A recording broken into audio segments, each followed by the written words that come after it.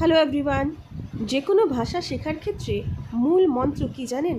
Practice. অর্থাৎ প্রতিদিন এবং প্রতিনিয়ত প্র্যাকটিস করে যেতে হবে। চলুন আমরা স্পোকেন ইংলিশ শেখার জন্য 5টি ওয়ার্ডের প্রনাউন্সিয়েশন প্র্যাকটিস করে নিই। আমাদের প্রথম ওয়ার্ড নেসেসারি। নেসেসারি মানে প্রয়োজনীয়। আমার সাথে বলুন, নেসেসারি।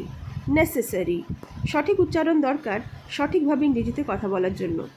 Number 2, important.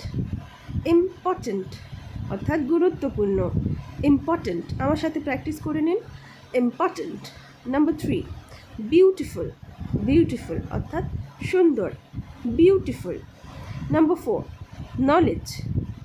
নলেজ মানে জ্ঞান, নলেজ। নাম্বার 5, কমফোর্টেবল অর্থাৎ আরামদায়ক, কমফোর্টেবল। কমফোর্টেবল মানে আরামদায়ক। এরকম আরও ভিডিও দেখতে আমার চ্যানেলটি সাবস্ক্রাইব করুন আর ডেইলি প্র্যাকটিস করুন স্পোকেন ইংলিশ শেখার জন্য। ধন্যবাদ।